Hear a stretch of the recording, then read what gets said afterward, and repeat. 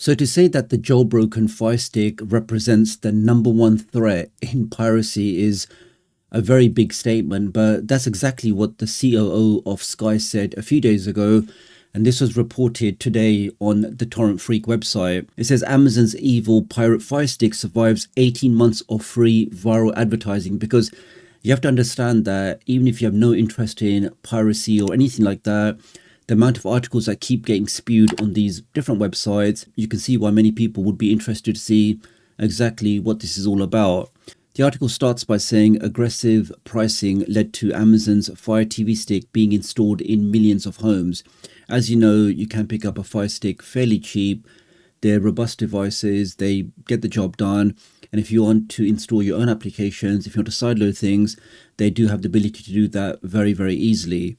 Now, the plan from Amazon was, let's get these devices into people's homes and we can then charge them through various subscriptions or other premium services. Much like the other devices like the Kindle or some of the other ebook readers, the devices themselves are very, very cheap. I think Amazon even make a loss at them, but they hope to recoup the money through people actually buying the books. Much like the Xboxes and the PlayStations, again, the hardware is made at a certain price, allowing people to buy the console, and then they make the money back once people purchase the digital content or purchase the games. And the article is basically about, sports broadcasters, sports right holders, and how they believe that they're losing millions of pounds or millions of dollars all because of the Fire Stick. It says that clubs around Europe, the cause of today's crisis is clear.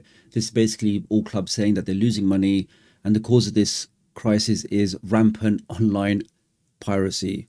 Now, what caused piracy to run rampant in the first place is really discussed. And I think this is really the key part of the article, that nobody actually asks, why do people turn to piracy? I mean, if there were available options which were reasonably priced, I'm sure many people would actually pay money to watch these games or watch these matches officially. But because of different rights, different holders, you have to have certain subscriptions to lots of different tiers, lots of different applications.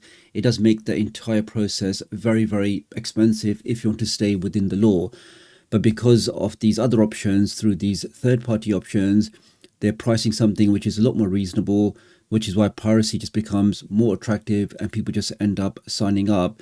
I'm sure if there was a reasonable fee that you could pay and access all of these games officially, I'm sure lots more people would sign up. It says from a UK vantage point, outside the Premier League stadium mid-Saturday afternoon, matches are unavailable to view live at any price, which is called the 3 p.m. blackout, and it's regularly cited as a prime reason for fans to turn to illegal streams. It says when these games are broadcast with every other game in other countries, including Canada, the prices are significantly lower than those available to fans in the UK. So you can see why people get very, very frustrated and end up turning to these other illegal streams.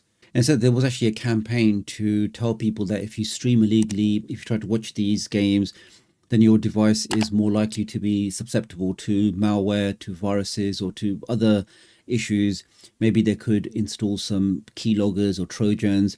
A lot of it was just scare tactics, and I believe it does say here that the campaign's focus on malware provided no specific advice. So it's really just them telling you, oh, if you use third-party streaming, you're going to get infected. But they didn't have any security vendors on board to add credibility to the claims. Really just seemed like it was hot air or waffle. It says Amazon Fire TV Stick hit the market in 2014 and has soon recognized the cheapest way to transform your dumb TV into something more smarter. As we know, they are very, very easy to use, super easy to install applications. You get access to a massive marketplace, and of course you can sideload your favorite third-party applications. And because of that easy access, it just became a very, very popular device. Then of course people then worked out how to install certain applications, giving them access to free content. It says Amazon's valuable brand became synonymous with piracy was counted in some articles with the note that Fire Sticks aren't illegal in their own right, only jailbreaking is legal. Jailbreaking is not illegal. All you're doing is just sideloading on your device and installing an application. It could be a browser application, it could be a game, it could be anything. Jailbreaking or sideloading is definitely not illegal. It says rights holder asked Amazon to prevent sideloading of third-party apps or to impose restrictions, which will just become impossible to manage, because how will you determine if this application is a legitimate application or just an application that I'm trying to sideload? So it is something that people have been threatening for a long time, but I really can't see it happening because there are many official applications that maybe developers want to sideload, I really can't see Amazon ever fully blocking sideloading. Mark these words. It says they did an analysis on popular free streaming applications to find out what's happening under the hood. In most cases, they found that they do generate money from adverts, not necessarily good adverts, but that's how these applications make money. Also, there were some issues with permissions that they do request a lot of extra permissions, a broad range of permissions, which really the user should go in and deny them by default, especially things like, access to your camera or access to your microphone or access to contacts. There's no reason for a streaming application to request access like that. As with most of these things, if you are streaming certain content, the best advice I can give is always use a VPN. When you use a VPN, you're basically protecting your online digital fingerprint, which is your IP address. Activating a VPN means you're not using your real IP address, you're using an IP address from your VPN server, one of the hundreds and thousands of IP addresses that a good VPN provider will give you. On top of that, you can access geolocked content, anything from around the world. All of that will be made accessible to you if you do use a VPN. Right now, the VPN I'm using, the one I personally recommend, is IPVanish. They do have a special offer just for the next 2 weeks where you can now get total protection for all of your devices, all of your applications, your add-ons, your APKs, your streaming apps.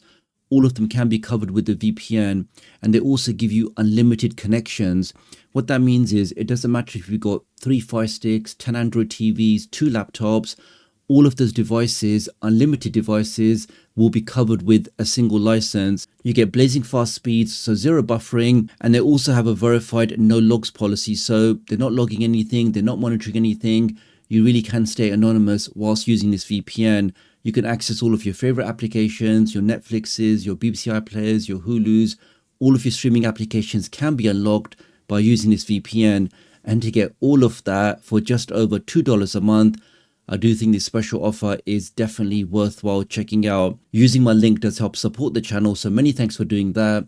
Do have a look in the video description and pinned comment if you want to take up this special offer. So really appreciate your support. Do like and share this video, and I'll hopefully catch up with you guys real soon. Thanks.